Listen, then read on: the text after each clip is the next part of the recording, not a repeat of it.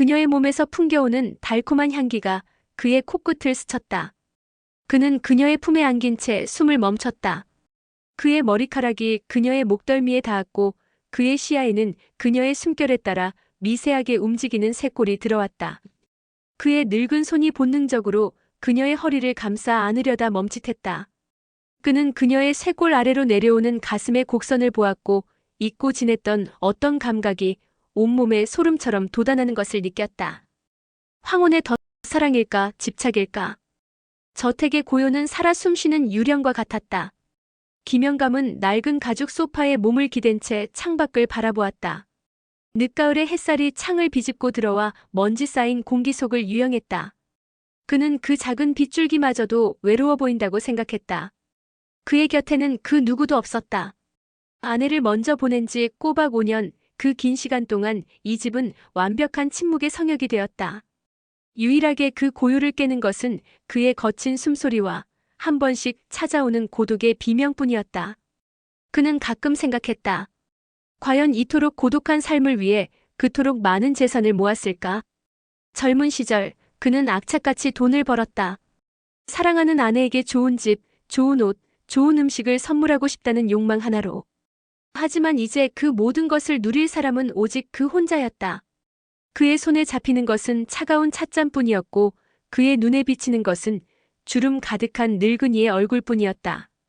그는 이제 소파에 앉아 텔레비전을 켜는 것조차 힘에 부쳤다. 지팡이가 없이는 한 발짝 떼기도 어려웠고 계단을 오르는 것은 마치 히말라야를 등정하는 일처럼 느껴졌다.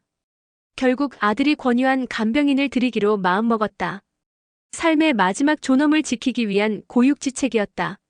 초인종 소리가 고요를 갈기갈기 찢어놓았다. 쩌렁쩌렁 울리는 소리에 김영감은 움찔 몸을 떨었다. 이런 소리에 놀라기도 하는구나. 그는 헛웃음을 흘렸다. 지팡이를 짚고 현관문으로 향하는 그의 발걸음은 터벅거렸고 심장은 불안하게 뛰었다. 마치 오랫동안 닫아놓았던 판도라의 상자를 여는 기분이었다. 문이 열리고 눈부신 햇살이 쏟아져 들어왔다. 그 빛 속에 한 젊은 여자가 서 있었다. 꽃무늬 원피스를 입고 해맑게 웃는 그녀의 모습은 마치 겨울 들판에 갑자기 피어난 민들레 같았다. 안녕하세요, 김영감님. 저는 오늘부터 어르신을 모시게 될 지민입니다. 그녀의 목소리는 너무나 맑고 생기 넘쳐서 그의 귓가에 맴도는 오랜 침묵의 잔해들을 깨끗이 쓸어버리는 듯했다. 지민은 군더더기 없는 동작으로 신발을 벗고 집 안으로 들어섰다. 그녀의 몸에서 풍겨오는 은은한 샴푸 향기가 묵은 먼지 냄새를 덮었다. 김영감은 그 향기에 홀린 듯 그녀를 따라갔다. 그녀는 주방을 둘러보고 거실에 먼지를 닦고 그의 건강 상태를 꼼꼼히 물었다. 그의 나이, 식사 습관, 수면 패턴까지 마치 오랜 시간 그를 지켜봐 온 사람처럼. 김영감은 그녀의 당찬 눈빛과 자신감 넘치는 말투에 묘한 기시감을 느꼈다. 잊고 지냈던 젊은 시절의 열정이 메마른 냇물 바닥에서 꿈틀거리는 물고기처럼 되살아나는 듯했다. 그는 조용히 그녀의 뒷모습을 바라보았다. 엉덩이까지 오는 긴 머리칼이 찰랑거렸고 얇은 허리는 그가 한 손으로도 감쌀 수 있을 것처럼 가늘었다. 그의 눈길이 그녀의 매끈한 종아리를 훑었다. 문득 그는 자신이 잊고 살았던 무언가를 깨달았다. 그것은 단순히 삶의 편안함이나 안락함이 아니었다. 그것은 욕망이었다. 몸이 늙고 병들었다고 해서 마음까지 죽어버린 것은 아니었다. 아니, 오히려 더 격렬하게 끓어오르는 것만 같았다. 그는 부끄러움과 동시에 알 수 없는 전율을 느꼈다. 그의 심장이 젊은 시절처럼 쿵 하고 크게 울렸다. 그 소리는 고요한 저택의 공기를 흔들었고 그의 귀에는 온 세상의 소리처럼 들렸다. 지민이 그의 시선을 눈치챘는지 고개를 돌려 그를 보았다. 그녀는 아무것도 모른다는 듯 순수한 미소를 지으며 말했다. 어르신, 불편한 곳은 없으세요? 괜찮으시면 제가 따뜻한 차 한 잔 끓여드릴게요. 그 미소에 김영감은 퍼뜩 정신을 차렸다. 그는 애써 무심한 척 고개를 끄덕였다. 그녀의 발걸음이 주방으로 향했다. 김영감은 소파에 다시 몸을 기대고 벽에 걸린 낡은 거울을 바라보았다. 거울 속에는 주름 가득한 늙은이의 얼굴이 있었다. 50살의 그가 30살의 그녀를 탐하는 것은 죄악일까? 아니면 자연스러운 생의 본능일까? 그의 눈에 들어온 것은 거울 속의 늙은이가 아니었다. 오래전 아내에게 뜨거운 사랑을 속삭였던 젊은 시절의 자신이 겹쳐 보였다. 그는 잊고 지냈던 자신의 얼굴을 마주했다. 늙었지만 아직 죽지 않은 욕망의 얼굴이었다. 그의 덫은 그녀가 아니었다. 덫은 바로 그의 심장이었다. 이제 막 그 심장은 다시 뛰기 시작했다. 그리고 그는 알았다. 이 덫에서 벗어날 길은 없을 것이라는 것을. 밖에서 보기에 그것은 그저 한 노인과 젊은 간병인의 만남일 뿐이었다. 하지만 그에게는 거부할 수 없는 새로운 삶의 시작이었다. 그녀가 머물기 시작한 뒤로 저택의 고요는 조금씩 금이 가기 시작했다. 새벽녘 그가 잠에서 깨면 더 이상 깊은 정적만이 그를 맞이하지 않았다. 부엌에서 들려오는 물 끓이는 소리, 냉장고 문을 여닫는 소리, 그리고 콧노래처럼 옅게 흘러나오는 그녀의 흥얼거림이 고요의 벽에 작은 구멍을 뚫었다.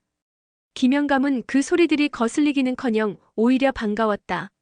마치 오랜 잠에서 깨어나는 꿈틀거림처럼 그의 마른 가슴 한쪽을 서서히 적셔오는 기분이었다.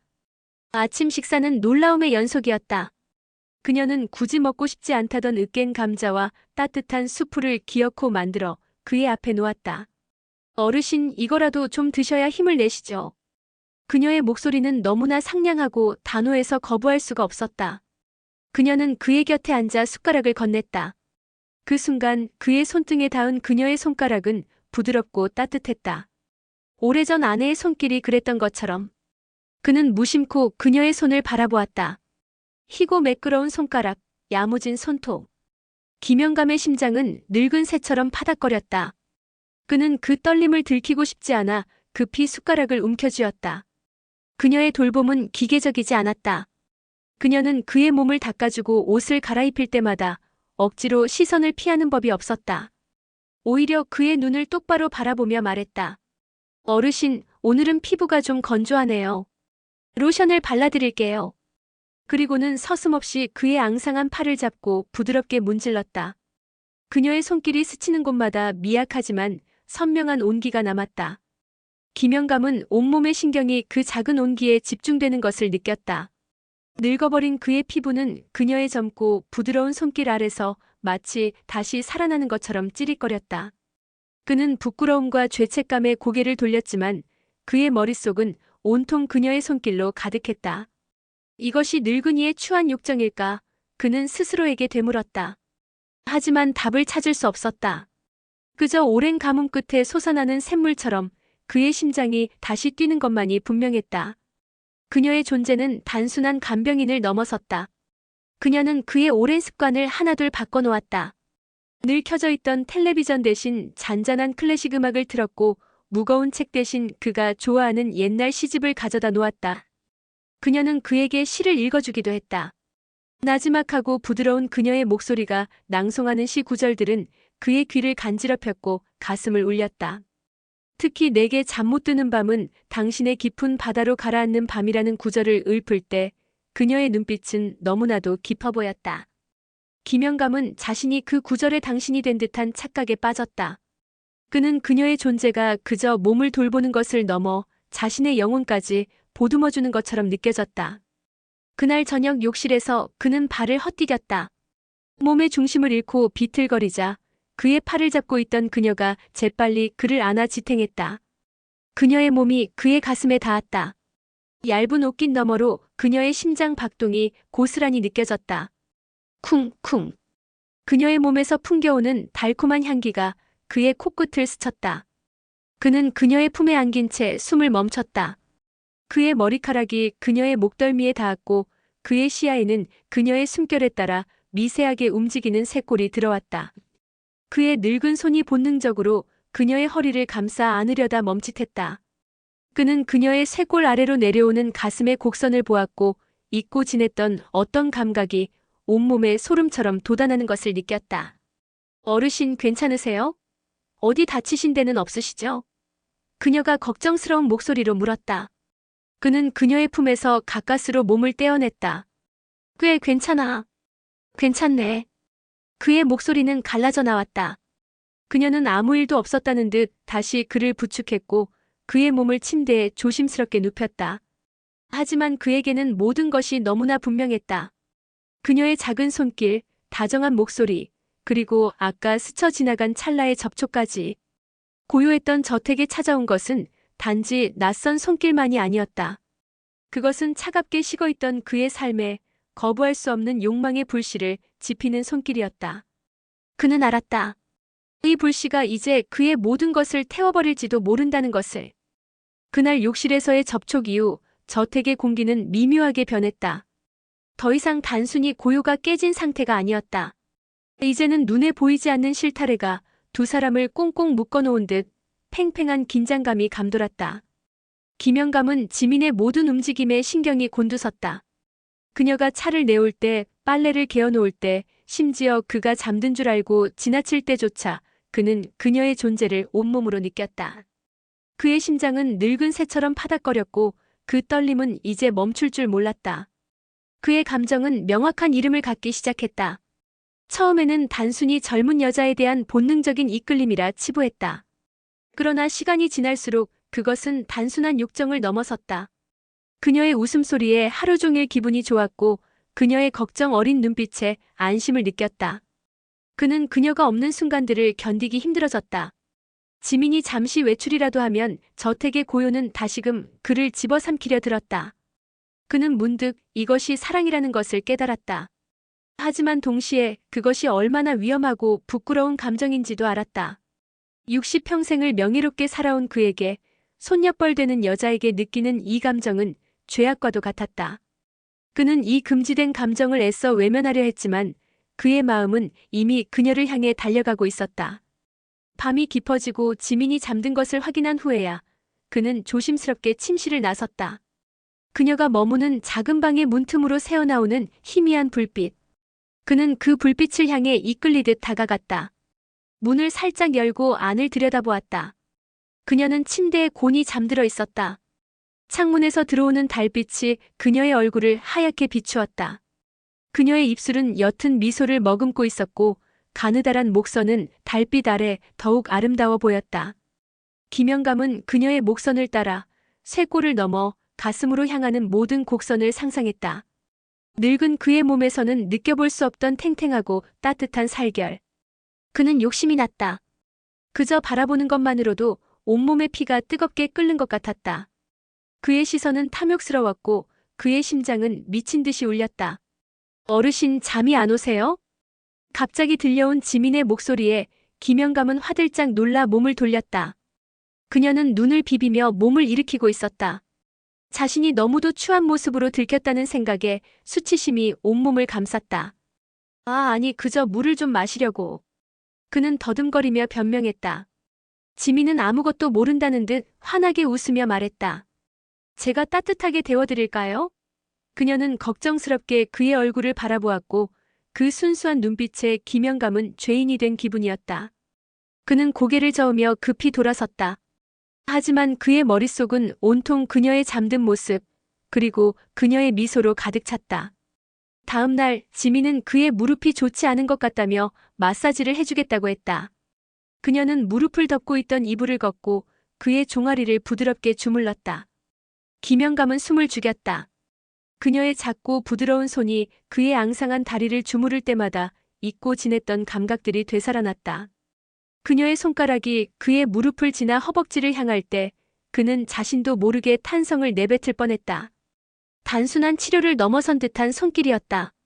그는 눈을 감았다. 따뜻하고 향긋한 그녀의 손길이 온몸에 스며드는 것을 느꼈다. 늙어서 메말랐다고 생각했던 자신의 몸이 그녀의 손길 앞에서 한없이 나약하고 민감해진다는 것을 깨달았다. 그의 육체는 이미 그녀를 갈망하고 있었다. 김영감은 갑자기 손을 들어 그녀의 손길을 멈추게 했다. 이제 그만. 충분해. 그의 목소리는 미세하게 떨렸다. 지민은 그를 의아하게 바라보았다. 네, 어르신. 무릎 통증은 좀 나아지셨나요? 그녀의 물음은 순수했지만 김영감의 가슴속은 폭풍처럼 휘몰아쳤다. 그는 그녀의 손길을 멈추게 한 것이 무릎 통증 때문이 아님을 알고 있었다. 그 손길이 조금만 더 이어졌다면 그의 이성이 무너지는 것은 시간 문제였다. 두 사람 사이에 피어난 감정은 이미 멈출 수 없는 싹이 되어 딱딱한 땅을 뚫고 올라오고 있었다. 이제 더 이상 모른 척할 수 없었다. 이 감정이 향하는 곳에 어떤 파멸이 기다리고 있을지라도. 욕실에서의 그날 이후 김영감은 그녀의 손길을 의식적으로 피했다. 아니, 정확히는 피하려 애썼다.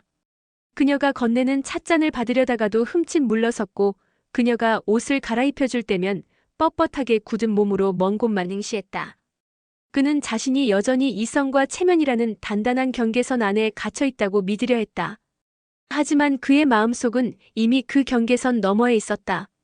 그의 심장은 늙은 새처럼 파닥거렸고 그 파닥거림은 이제 심장을 넘어 그의 앙상한 육신 전체로 퍼져나가고 있었다. 이따금 찾아오는 아들의 전화는 그에게 현실의 차가운 물을 끼얹는 듯했다. 아버지, 간병인분은 마음에 드세요? 혹시 불편한 건 없으시고요? 워낙 젊은 사람이라 아들의 목소리에는 미묘한 경계심이 섞여 있었다. 김영감은 애써 태어난 척 대답했다. 그래, 괜찮아. 아주 성실하더구나. 하지만 아들의 말 한마디 한마디는 비수처럼 그의 심장을 찔렀다.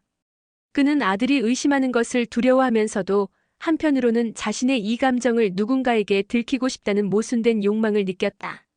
어쩌면 그에게는 이 굴레를 깨부술 용기가 필요했던 것인지도 모른다. 어느 날 저녁 목욕 시간이 되었다.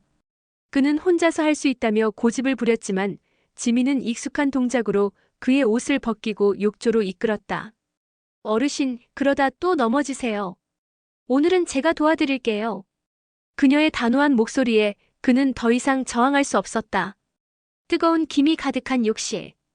그는 난생 처음으로 자신의 앙상한 몸이 이토록 부끄럽다고 느꼈다. 지민은 아무렇지도 않은 듯 그의 몸에 비누 거품을 묻혔다. 그녀의 부드러운 손이 그의 어깨와 팔 그리고 등과 허리를 지나갈 때마다 김영감은 숨을 참았다. 그녀의 손길은 정성스러웠고 따뜻했고 그의 마른 몸 구석구석을 어루만졌다. 그는 눈을 감았다. 더 이상 간병인의 손길이 아니었다.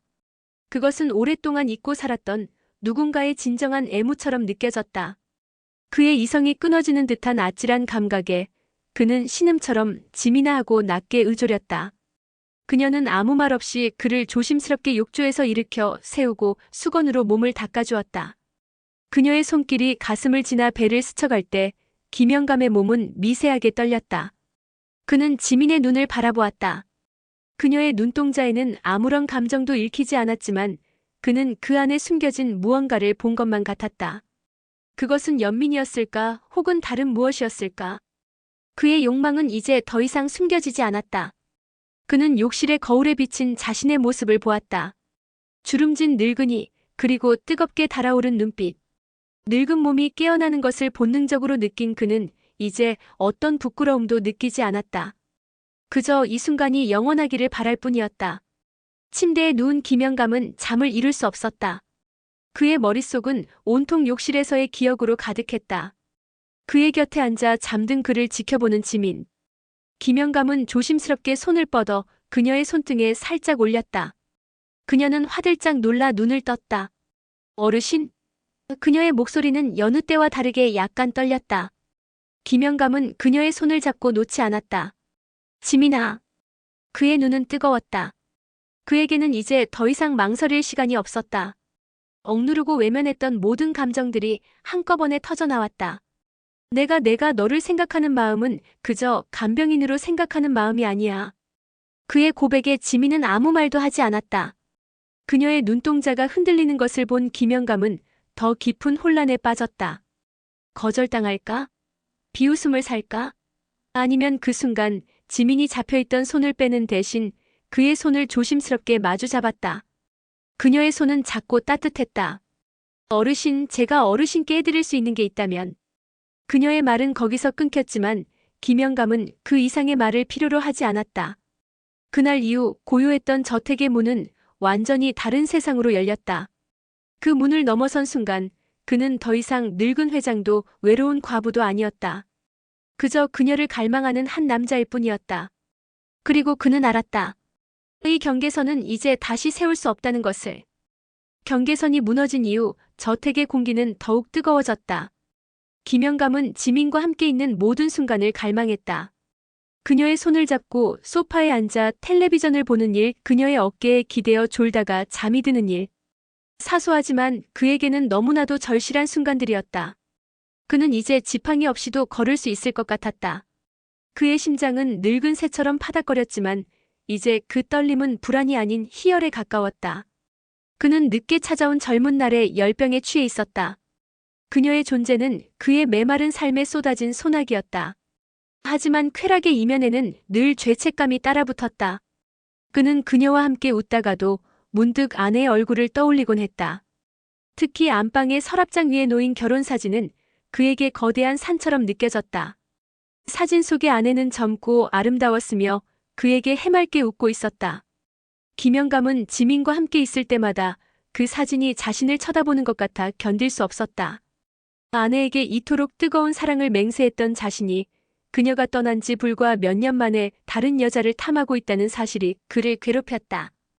그를 묶는 굴레는 이제 사회적 체면이 아니라 과거의 그림자였다. 어느 날 오후 지민은 그의 서재를 청소하다가 낡은 가죽 앨범을 발견했다. 먼지 쌓인 앨범을 들고 그녀가 물었다. 어르신, 이 앨범은 뭔가요? 사진이 참 많네요. 김영감의 심장이 덜컥 내려앉았다. 그 앨범은 아내와 함께했던 추억들을 고스란히 담고 있었다. 그는 애써 무심한 척 그냥 오래된 앨범일세 라고 말했지만 그의 눈은 이미 앨범에 고정되어 있었다.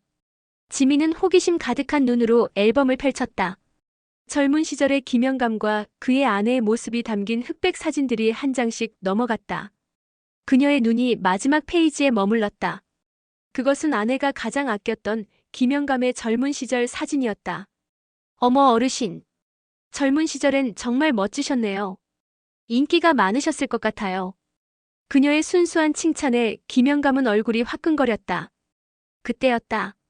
지민이 사진을 보며 혼잣말처럼 중얼거렸다. 아마 이럴 때가 가장 그립지 않을까요? 그 말은 평온하던 그의 마음에 파문을 일으켰다. 지민의 의도와 상관없이 그의 머릿속은 온통 아내의 모습으로 가득 찼다.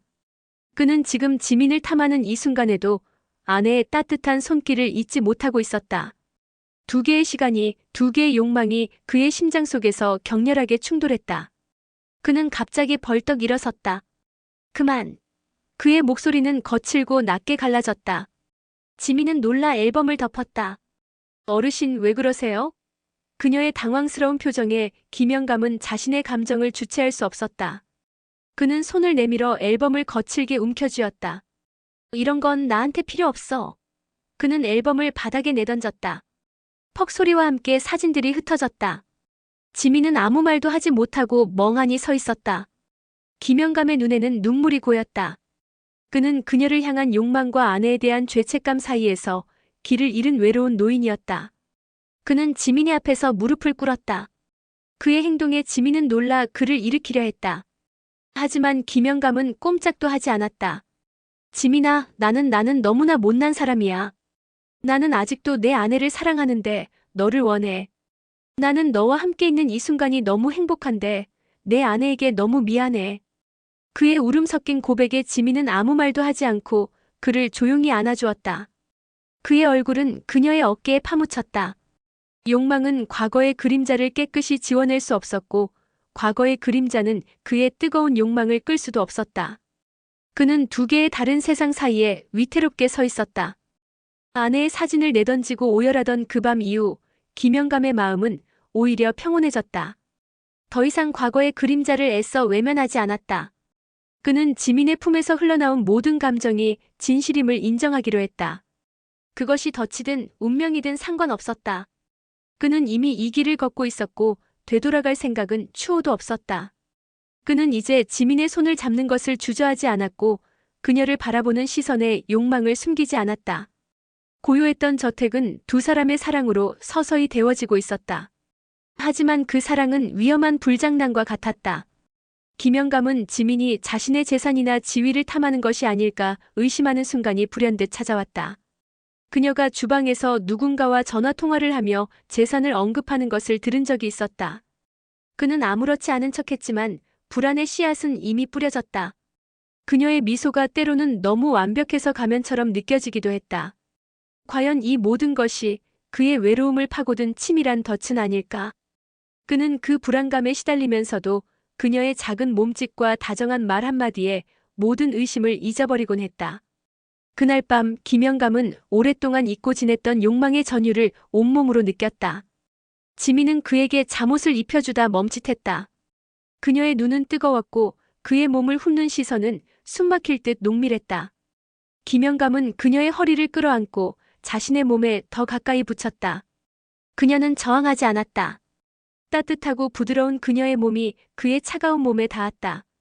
그는 그녀의 쇄골에 코를 묶고 숨을 깊게 들이마셨다. 그녀의 향기는 늦가을 밤의 외로움을 모두 지워버리는 것 같았다. 그는 앙상한 손으로 그녀의 허리를 더듬었고 젊고 탱탱한 살결을 탐욕스럽게 느꼈다. 지민은 조용히 그의 몸에 기대어 가쁜 숨을 내쉬었다. 그 순간 그의 심장은 늙은 새처럼 파닥거렸지만 그 떨림은 더 이상 불안이 아니었다. 그것은 살아있음을 증명하는 생명의 소리였다. 이틀 후 아들이 예고 없이 찾아왔다. 초인종이 울리자 김영감과 지민은 화들짝 놀라 서로에게서 떨어졌다. 김영감은 침대에 눕는 척했고 지민은 급히 부엌으로 달려가 차를 준비했다. 아들은 문을 열고 들어오며 인상을 찌푸렸다. 아버지, 왜 이렇게 연락이 안 되세요? 걱정돼서 왔잖아요. 그의 눈은 날카롭게 저택 곳곳을 훑었다. 지민이 차를 들고 들어왔다. 안녕하세요, 사모님. 여기 차 한잔 하세요. 그녀의 말에 아들은 묘하게 굳은 표정을 지었다. 사모님이라니요. 지민 씨, 제 어머니는 5년 전에 돌아가셨습니다. 아들의 차가운 목소리에 지민은 당황한 기색을 숨기지 못했다. 아, 죄송합니다. 제가 그만 착각을. 아들은 지민이 나간 후 김영감의 곁에 앉아 나지막이 말했다. 아버지, 솔직히 말씀해주세요. 그 간병인 마음에 들어요? 그의 물음에 김영감은 숨이 막혔다. 아들은 그의 침대 옆 탁자 위에 놓인 꽃병을 보았다. 아버지가 꽃을 좋아하실 리가 없는데. 아들의 의심은 눈빛을 넘어 확신이 되고 있었다. 김영감은 그가 지민의 의도를 의심하는 것이 아니라 자신의 추한 욕망을 들켜버렸다는 것에 무서움을 느꼈다. 아들은 그들의 관계가 단순한 간병인과 환자가 아님을 직감적으로 눈치채고 있었다. 아들이 돌아간 후 김영감은 소파에 멍하니 앉아 있었다. 지민이 조심스럽게 다가와 그의 손을 잡았다. 괜찮으세요, 어르신? 그녀의 걱정 어린 눈빛에 그는 묵묵히 고개를 저었다. 그는 이제 모든 것을 깨달았다. 이 관계는 애초에 시작하지 말았어야 할 덫이었다. 그는 이 덫에 걸려들었고 이제는 헤어날 수 없었다. 이 관계는 가족과의 단절을 가져올 것이고 세상 사람들의 손가락질을 받을지도 모른다. 하지만 그는 후회하지 않았다. 비록 이 끝이 파멸일지라도 지민과 함께하는 이 순간이 운명이라고 믿고 싶었다. 그는 지민의 손을 더욱 굳게 잡았다. 지민아, 이제 우리는 돌아갈 수 없어. 이게 덫이든 운명이든. 그는 이제 지민의 손을 놓을 수 없었다. 그의 삶은 오직 그녀를 중심으로 돌아갔다. 매일 아침 그녀의 얼굴을 보는 것으로 하루를 시작했고 그녀의 품에 안겨 잠드는 것으로 하루를 마쳤다. 아내의 그림자도 아들의 의심도 더 이상 그를 얽매지 못했다. 그러나 그 평화는 오래가지 못했다.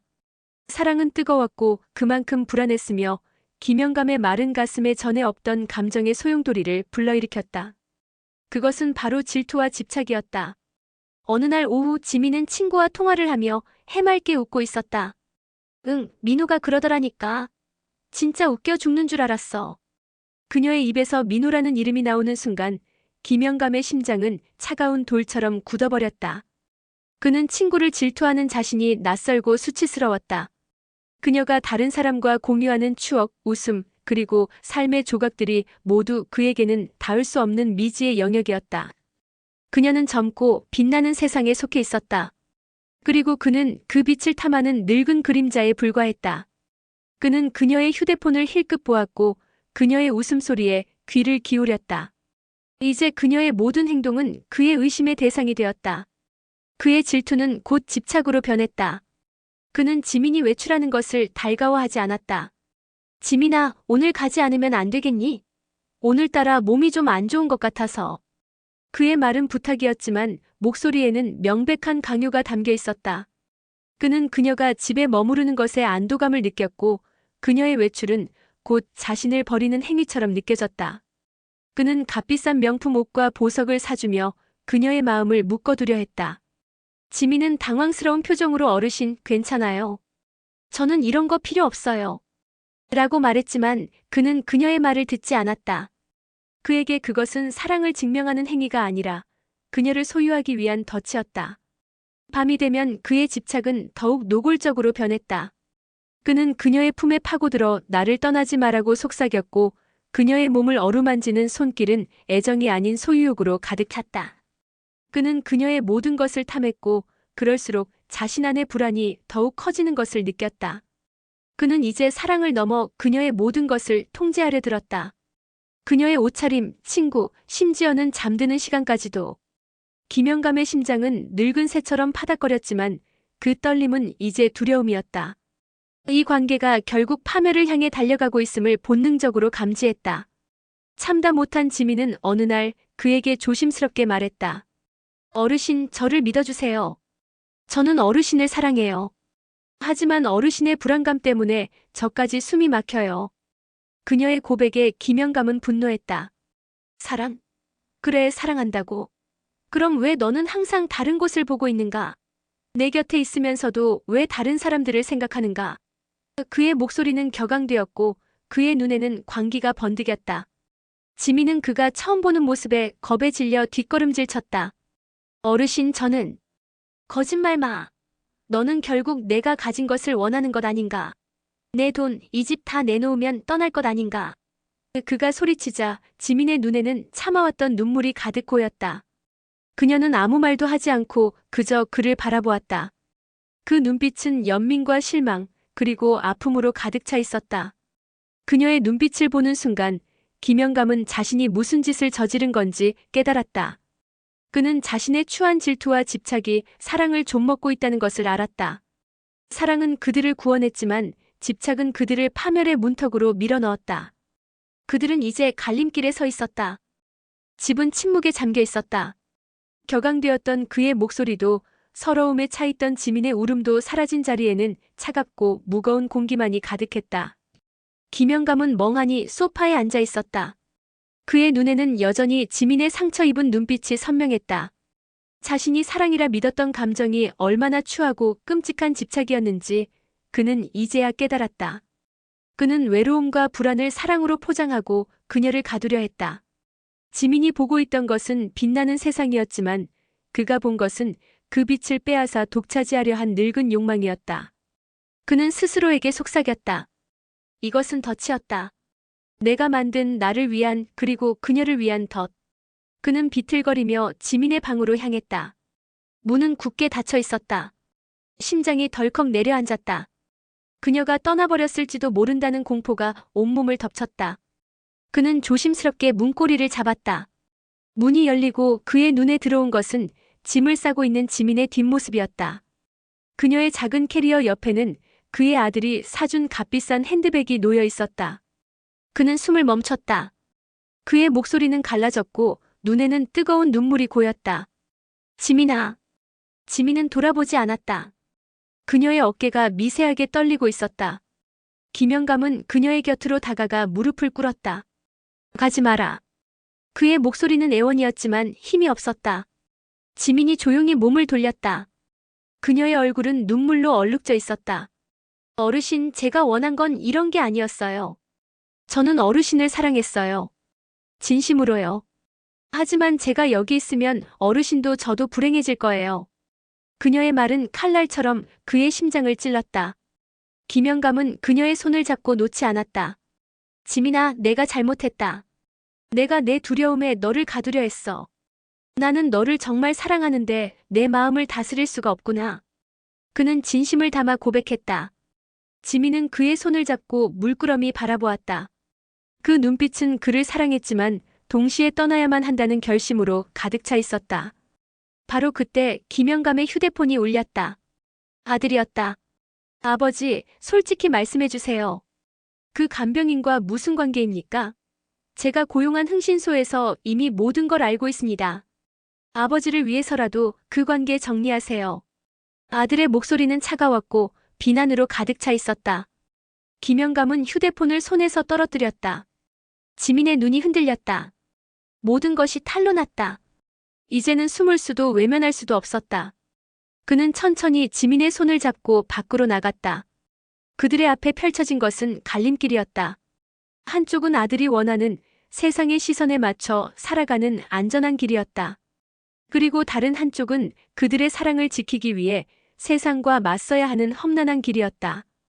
김영감은 심호흡을 했다. 지민아, 미안하다. 내가 이제서야 너의 마음을 보았구나. 그는 휴대폰을 집어들고 아들에게 전화를 걸었다. 그래, 내가 말한 대로다. 나는 지민이를 사랑한다. 그리고 이 관계는 그 어떤 것과도 바꿀 수 없다. 내가 사랑하는 사람을 위해 내 삶을 살아갈 것이다. 이게 내가 내리는 마지막 결정이다.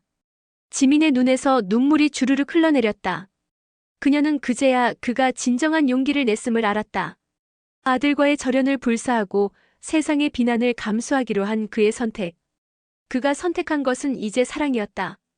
그의 심장은 늙은 새처럼 파닥거렸지만 그 떨림은 더 이상 불안이 아니었다.